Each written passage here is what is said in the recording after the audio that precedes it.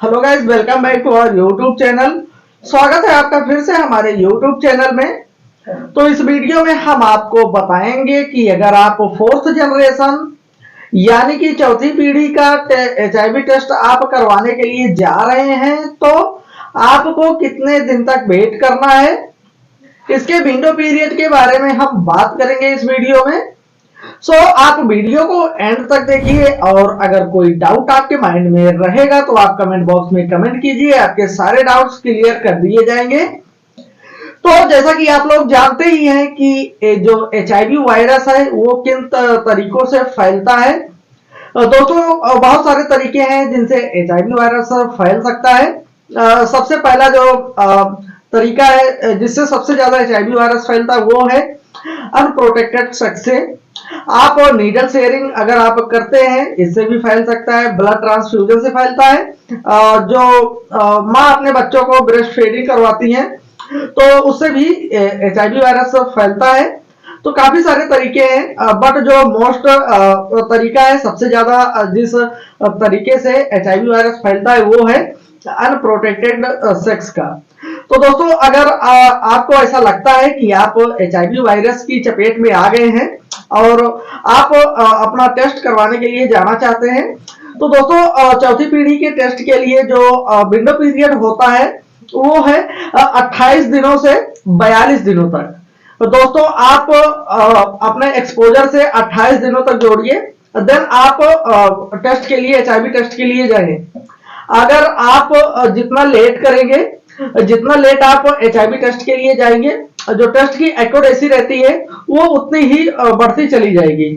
तो अगर आप मुझसे पूछें या अगर मैं कहूं कि आपको कितने दिन के बाद एक्सपोजर के जाना चाहिए फोर्थ जनरेशन टेस्ट के लिए, तो सीधा सीधा सवाल, सीधा सीधा जवाब यही है कि आप अपने एक्सपोजर से 42 दिन के बाद ही फोर्थ जनरेशन टेस्ट के लिए जाएं। इसमें क्या होता है दोस्तों, जो एक्यूरेसी रहती है वो 99% तक बढ़ जाती है। अगर हम 28 दिन पर HIV का टेस्ट करवाते हैं तो जो एक्यूरेसी रहती है वो लगभग 95-96% की एक्यूरेसी इसमें रह जाती है। तो मैं रिकमेंड यही करूंगा कि अगर आप फोर्थ जनरेशन टेस्ट के लिए जा रहे हैं तो आप 42 दिनों तक का वेट करिए। अब अगर हम 42 दिनों से ज्यादा तक वेट करते हैं, लगभग अगर हम 56 दिन के बाद जाते हैं, 56 डेज, मतलब अगर हम 8 वीक के बाद जाते हैं फोर्थ जनरेशन टेस्ट के लिए, तो इसकी जो फोर्थ जनरेशन टेस्ट की एक्यूरेसी है ये दोस्तों 99.97% तक बढ़ जाती है। तो अगर आप चाहें तो आप 56 दिनों के बाद, मतलब आप 8 वीक के बाद भी अपने HIV टेस्ट के लिए जा सकते हैं। अगर आप 56 डेज के बाद अपने टेस्ट के लिए जाते हैं तो जो एक्यूरेसी है वो आपको सेटिस्फाइड करेगी। इसकी एक्यूरेसी 99.97% के आसपास रहती है। तो जो टेस्ट का रिजल्ट है उससे आप सेटिस्फाइड भी हो जाएंगे। तो अगर आप चाहें तो 56 डेज के बाद भी आप अपना टेस्ट करवा सकते हैं। 42 डेज जो मैंने बताया कि आप 42 डेज में अपना HIV टेस्ट करवा सकते हैं, उसमें आपको एक्यूरेसी 99% की मिलेगी। बट हाँ, जो 99% आपको एक्यूरेसी मिलेगी उससे आप काफी हद तक सेटिस्फाइड हो सकते हैं। फुली सेटिस्फाइड होने के लिए आप 56 डेज के बाद ही जाएं। अगर आप 56 डेज के बाद टेस्ट करवाते हैं और रिजल्ट में आपका टेस्ट नेगेटिव आता है तो आप HIV नेगेटिव है, आपको बिल्कुल भी चिंता करने की जरूरत नहीं है। तो इसका विंडो पीरियड यही है, आप 28 दिन तक वेट कीजिए, देन आप उसके टेस्ट के लिए जा सकते हैं। एक्यूरेसी 28 दिन के बाद आपका 95% के आसपास है, 42 डेज के बाद आपका 99% के आसपास है, और अगर आप 56 डेज के बाद जाते हैं तो इसकी जो एक्यूरेसी है वो 99.97% के आसपास रहती है।